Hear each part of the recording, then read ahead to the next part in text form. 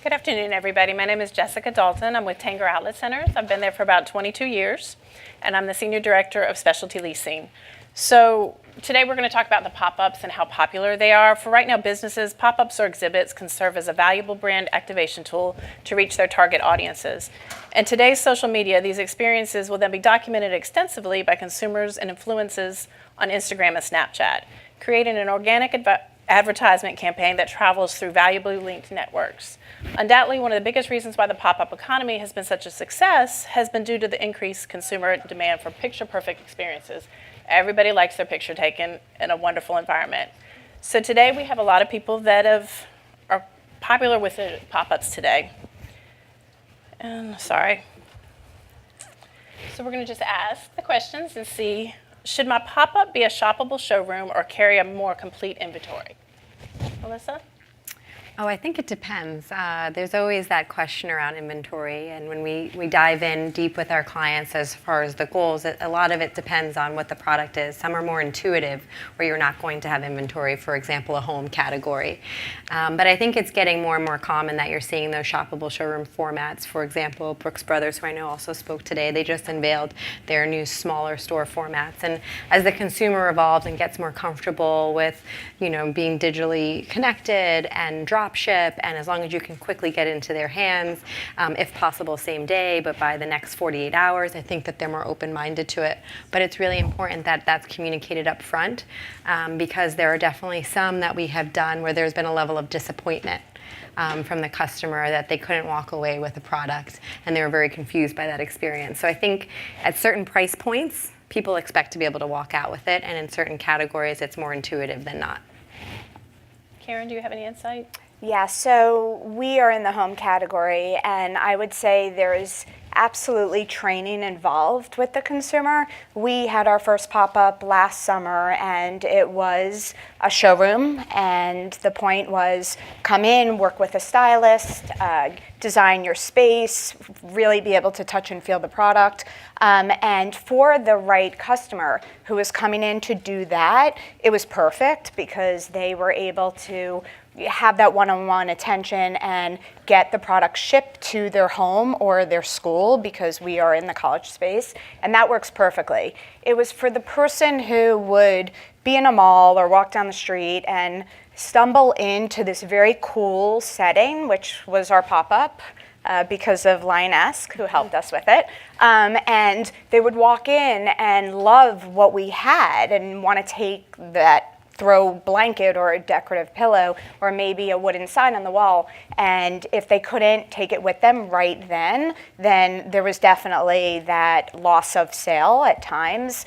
So there's a lot of training and the right merchandising to make it very, very clear that you are a showroom, that you are not going to be able to walk away with the product and not have that disappointment because of the situation. And Matt, for your stores, it is a shoppable experience, correct? Yeah, for the most part. So we, similar to what Melissa shared, we lead with asking the question of what your goal may be for physical retail in the first place. And I think the important thing to bear in mind is for a lot of brands that we're working with, that we're all working with, is that it's not necessarily focus on selling product in a physical setting necessarily. And so we certainly have a number of brands that come in, like Hims launched their first ever physical retail concept with us, and it had very little to do with transactions and much more to do with customer acquisition. And so we'd certainly make product available for purchase, but it wasn't necessarily focused on selling prescription products from the space. We certainly couldn't do that. And so I think for us, and for anyone in this space, you just have to be mindful about the expectations you're setting for the consumer and how best you can serve them. For kids, we have a lot of kids brands in our space right now. Primary, for example, their first ever physical retail concept with us as well. And, I don't think if you were taking a kid to go shopping, they would really necessarily understand the showroom concept, that they're being bought a gift and then it's coming 3 days later. And so we certainly advise against it and are fairly opinionated from one situation to the next. So it's a balance. For yours? Are you more an experience? We are an experience, but Right. We are a profitable experience. So we kind of do something a little different. We're an experiential brand. We make mochi ice cream, which is dough and ice cream, which is weird, and it's amazing. Yummy. But it's truly experiential, and we don't talk about flavor. We really talk about texture. And so for us, it was really natural to take our experience and put it into a grab-and-go community. And the grab-and-go community, in our case, is the retail supermarket chains. And so while, as an ice cream company, or a snack that happens to be frozen, but as an ice cream company, you'd expect to see us in the freezer aisle. Well, we said, well, hold on a minute. There's something a little different here. We're a snack that happens to be frozen. It's a grab-and-go society. Millennials snack more than anybody else. It's an experience. So let's put our mochi ice cream bars in the grab-and-go section and surprise and delight consumers. And so what happens is people come in, they go, oh my God, mochi ice cream's here. Wow, color, bright. Grab, go, pay $2 a ball. Profitable for me, profitable for the retailer, profitable sampling. By the way, snap it on Instagram, out the door we go. So it's a really nice model for us. I saw it right by the cash registers. Right by the cash registers. Yep. It's over spring break. You'll find them everywhere. So what's the best way to leverage social media and Instagrammable moments to maximize success? I know when we have pop-ups or temporary stores at our outlets, we will actually work with our Instagram channels and our social media channels to help advertise the tenants. How about for you, Matt? Yeah, I mean, obviously it's important to have a certain degree of sort of social validation, particularly for us. We're a new concept and it's not necessarily immediately obvious to someone that may just wander in exactly what it is, which is certainly something we have to approach from a design perspective. But, from the beginning, what's always been very important to us is fostering a certain sense of feeling in the space. So if you heard me when I first went out to investors, year and a half ago, whenever it was, to start talking about this idea, it was never about a very particular approach to having like Instagrammable moments of particular walls and particular areas. It was much more about developing a room that felt holistically incredibly positive and welcoming, under the general recognition that, a lot of retail experiences can be really, I think we all forget, they can be incredibly anxiety inducing and sort of, they can make people feel very self-conscious and it might prevent them from transacting. And so we sort of aimed for everything to be thoughtfully designed and to have that sort of magnetic moment where you might be encouraged to pull your phone out of your pocket and take a photo of something, but it's not necessarily sort of pointing towards, a particular physical area and saying, look, go take a picture of this, we need you to. Or having a particular hashtag. I mean, certainly we have brands that come in and do very noticeable and very obvious things, whether it's, a typical sort of neon sign or a particular rug or whatever it is, and that's very important. But we didn't sort of try to think of it as any one particular area, but more trying to encourage it throughout. Karen, how about for your stores? Yeah, so for us, we were very focused on creating a community in our stores and having the feeling of walking into a social place that you felt comfortable. And so one of the ways that we did that was actually through our Polaroid wall. And you could see it in one of the pictures, but essentially when you walked into the store, we had Polaroid film and cameras so that you could actually take a photo of yourself, and then we had you paste it or put it on the wall and put your name, the school you were going to, and what would happen is that other kids would come in and they would check the wall to see who else was there, who they knew. So it became very much a social gathering in a sense of, oh, I know that person, I know that person. And what would ultimately happen is people would take pictures in front of our Polaroid wall, and then they would share it because it almost became a badge of, I shopped at Dormify and I was there and you should go too. So people wanted to share it. So that was something that just, we had the idea of creating community, and the Polaroid wall was just a really fabulous way of what would happen is it would bring people together within the space in this sort of very sort of non-real time sense, and it just got shared very, very well. And Russell, you mentioned Instagram moments. Yeah, I mean, we're organically colorful. Mm-hmm. So for us, we didn't actually have to go out and try to get people to create content around us. Ours was being where they didn't expect us and then being happy to find. And so what we found was people got excited about color, and before they even grabbed into the mochi bar, they took their phone out, they took a video, they shared it, and that was their validation moment of their find that they wanted to share with their folks about what they were seeing and what they were experiencing, and then giving people that opportunity to find it in their local communities. So for us, it was just never really, it was always an intention, but it was never really creating a moment to do that. What we found was using our partnerships in other places, pop-ups, for example, like the Color Factory or Museum of Ice Cream, that was a space for us to really go at how do we create digital content or social content, but in a much more expected way.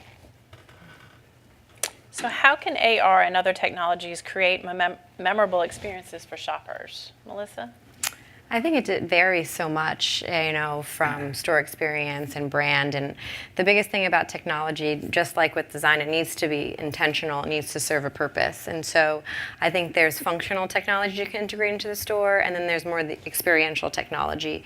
I think, it's a little bit more kind of table stakes now, where you're seeing the endless aisle experience and opportunity to see the full catalog of offerings. You're seeing, especially if you're in a fit shop, for example, where you can try on a shoe, you believe in the fit, and then you can see the full offering. For the beauty category, AR makes a ton of sense, right? If you're talking about cosmetics, if you're talking about nail polish, and you want to see how it's going to look on your skin tone, and you don't want to paint your nail and take it off, right? So there's some aspects where it makes a lot of sense. I think for VR, that's an area where there's some industries where it makes a lot of sense, but it's really expensive to create the content. It takes a while. When you talk about pop-up retail, that's a little bit more challenging because of that. It takes longer to develop and it's more expensive to do so. And I think more people struggle with the ROI around it. But the good part is a lot more of the technology now has analytics behind it. And I think as you're seeing brands become savvier and savvier about the potential of data collection in physical space, the way they're accustomed to doing it online, now you're seeing more of a buy-in into, okay, there's ROI around me putting this into my space because of the things that I'm going to learn. I'm going to do more intelligent marketing and merchandising going forward. Makes sense. Karen? So it's actually interesting. I view AR as more important digitally than it is in the actual retail setting. So for us, and actually we just launched something called a bed visualizer just last week. In that setting online, where you can't touch and feel and move product around and make a bed and put your duvet cover and your throw and your pillows, where in the store you could see all that. You could touch it, you could see how it comes to life, you could take product from here, move it here, and actually conceptualize it. Online you can't. And so for us, the challenge was, and from a business perspective, the store, what we see is that our AOV is 3 to 5x what it is online. So that is a perfect example of being able to go into a retail setting and touch and feel and actually design something. Online, that's a lot more difficult. So what we did, we flipped it on its head and we said, okay, we want to replicate the offline shopping experience online because you could do it offline. And so we created a visualizer where you could literally pick your top of your bed and you could see what that looks like, and then you could throw in 3 pillows and see what those pillows look like, and then if you didn't like one, you swap it out with another one, and then you take the throw and you could visualize your bed. And that in the short few days, we're seeing a conversion rate of about 5 times what we see regular shopping. So the AR experience for us is way more important on our website than it is in our store, because the store, it's all there for the grabbing. Matt, how about for your concept? We don't do anything in terms of AR or VR yet.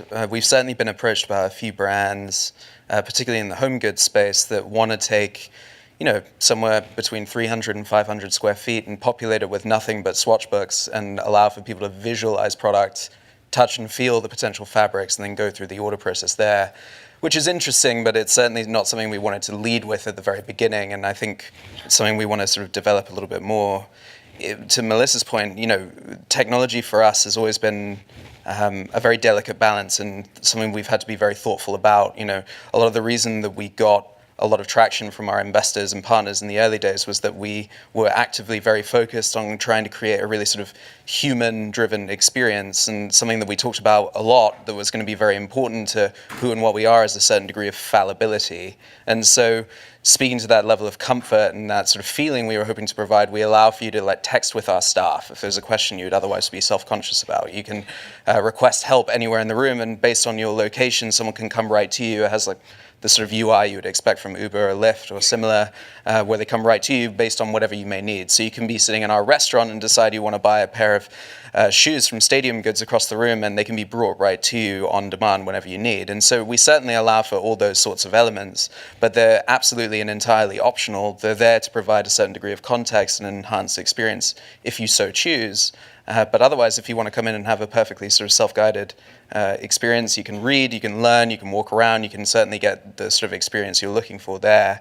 And if you want a more traditional experience, our staff, we train them with much more of a focus on hospitality than anything else, so you can have a very positive experience there too. So, in addition to that, we're capturing, we have about 30 cameras in the room capturing behavior and general insight, demographics, all that sort of information. So technology informs a huge amount of what we do. It's just not outwardly sort of hitting you in the face as a customer when you come in, and we certainly aren't ever going to be in a position where we're trying to sort of coerce you into downloading anything in order to be able to enjoy the experience.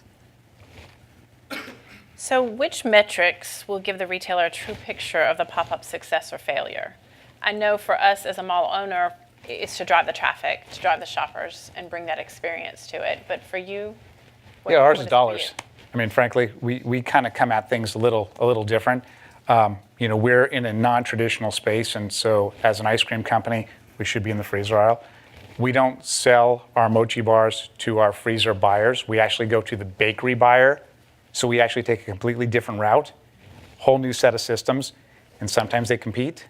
They think they compete. The reality is the smart retailers realize quickly that they're complementary and that they enhance both the experience sort of transactionally very quickly and a more long-term grab-and-go moment. So for us, that's a piece of it. The other piece of it comes back to our social aspect and sort of seeing that validation that a retailer's been tagged and whatever else they may want to do. But I do want to go back to your technology piece for a minute, because we actually do, we are looking for brave retailers who do like technology, because we think that does work super well in the freezer aisle, which is a dead space.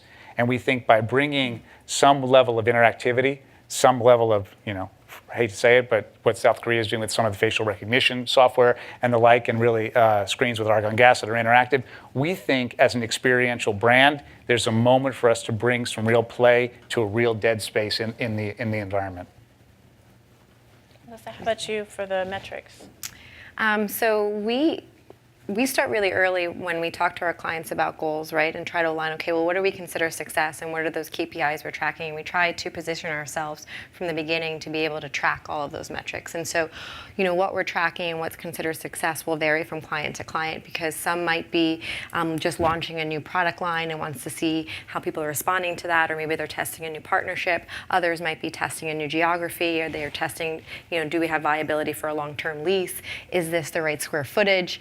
Is this the right merchandising strategy? So as we dive into what we're really trying to uncover, then we position ourselves to be able to track that, whether it's overhead sensors and camera vision, also training the staff to do so. So some of the things that we capture and we're tracking are the results that happen in the four walls, right? So there's foot traffic and there's dwell times and there's sales. But really, we're also tracking the halo effect that's happening. Most of our clients are digital first brands. So what's happening to e-commerce traffic in the zip code radius for the duration of the pop-up and the next month or two after? What happens to the average order value of existing customers? How are we growing the LTV? Are we converting new customers? Are we converting customers that have been coveting you on social media and have heard of you before but never tested a product? And also, what SKUs are selling differently, right? So for example, like with Jemmy, they sold flats really well online, but high heels were difficult conversion online because it had a different fit test that had to happen. But when we brought those same customers into store and they brought their first pair of high heels, they actually returned to the website 1.7 times faster. So really tracking those different customer buckets and segments is an important part of the data collection that we're doing. And Matt, for your... It's almost exactly what Melissa said.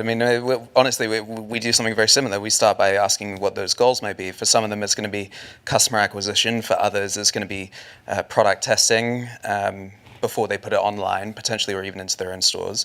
For others, they may have a brand that's becoming increasingly irrelevant and they want to profit from having a certain degree of brand adjacency alongside other brands. And so it's a fairly intangible element. So we're looking at what might be happening digitally around what they're doing inside the store. And if they see a general geographic lift, I mean, it very much the same sort of thing. And so we just try to maintain a general focus on that relational aspect of the partnership. So all these brands come to us, and it's not just about selling space to them, or whatever it is, selling table space, whatever you want to think of it as.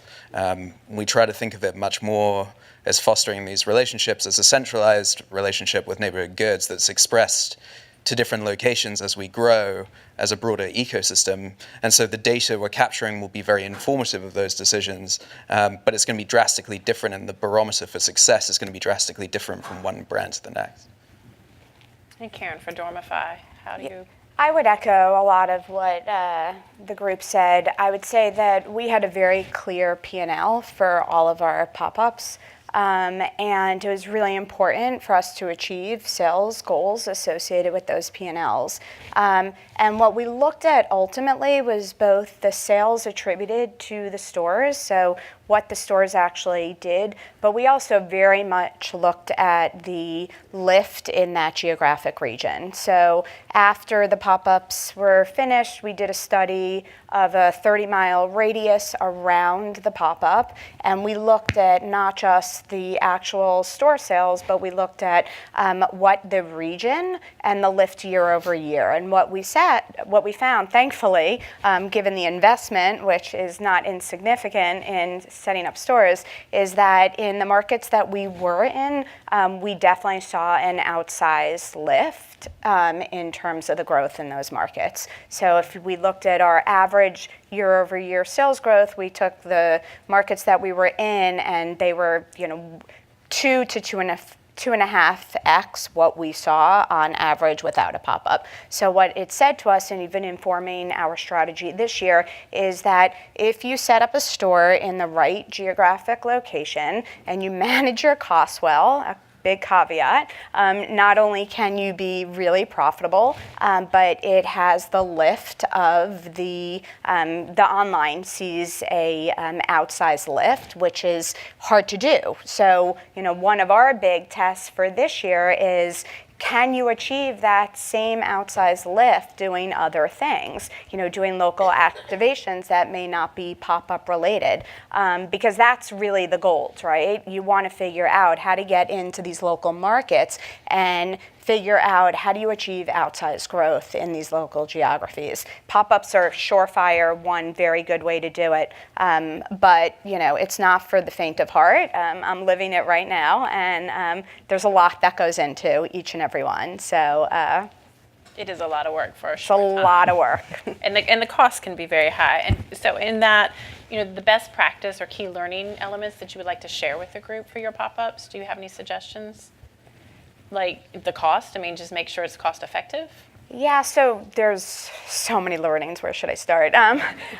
So first of all, sourcing the right real estate is the most important part of the equation, being in the right location with the right foot traffic. And if you're going in short term, getting a space that is as white box as possible so that you're not spending tons of money in construction, because that could really be a fortune to try to create a white box situation. And the white box is just the beginning. If you look at all these photos that we're staring at, that is white box plus a tremendous amount of design and inspiration that is sitting in your white box. So picking real estate carefully and making sure that you're not facing tremendous construction work, especially if you're going in for short term. So that's the number one. Then number two, it's all about the people. It's all about hiring the right people, because there's nothing worse than walking into a store and feeling like you're not getting the right help, or people are ignoring you, or they're not friendly, or they're not welcoming. So it's all about the people who you hire and training them well. So that would be my second big piece of advice. And then it's marketing, making sure that people understand that you're there, and using every channel you have at your disposal, whether it's email, whether it's social, whether it's, online advertising, et cetera, mall advertising if you're in a mall. I mean, it's really important that people know that you're there, because you don't want to spend all this money in a store and then it's crickets. So that would be my... And would you prefer a true white box space over like a second generation store, construction-wise? Without a doubt. Okay. Without a doubt, yeah. Matt, how about for any best key practice?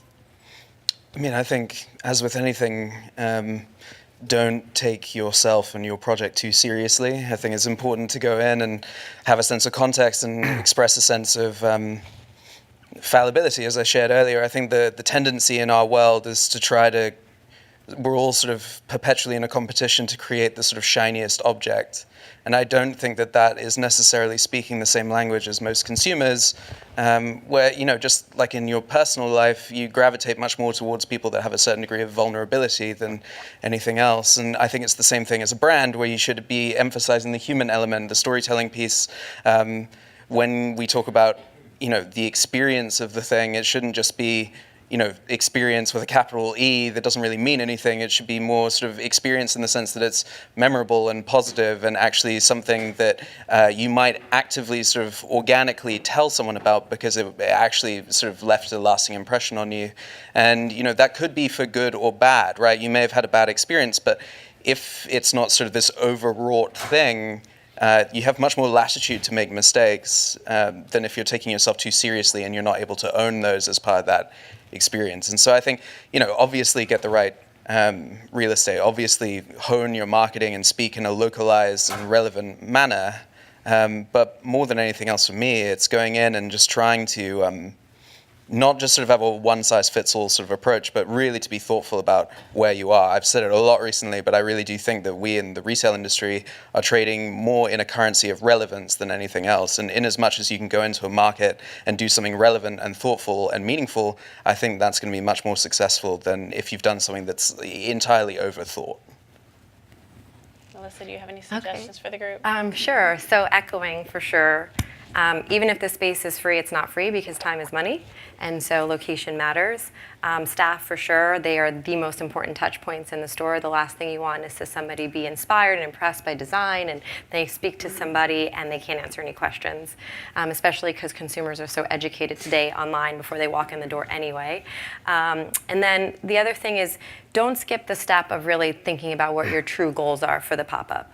I think so many people, think of a mood board and what they're inspired by about what's happening in the market. And there's a lot of great things about Color Factory and Museum of Ice Cream and all of that. But really start with, what are you looking to achieve out of it?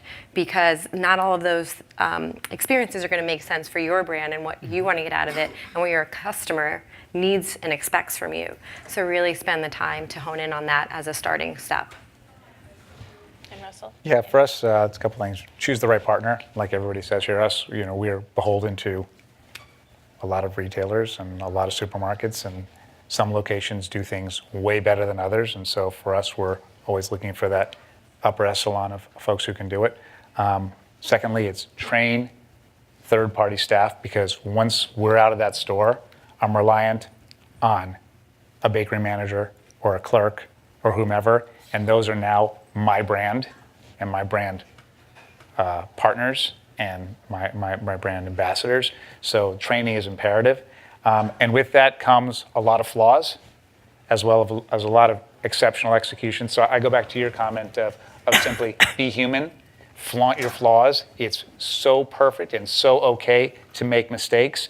And because mistakes may happen because of somebody else that I can't control, I still, as a brand owner, we got to own that experience. And so it's really important for us to be very much listeners, advocates for how do we make a better experience. And if we screw something up, even if it isn't our fault, lean into it, own it, and celebrate it together and fix it at all costs. Sounds good.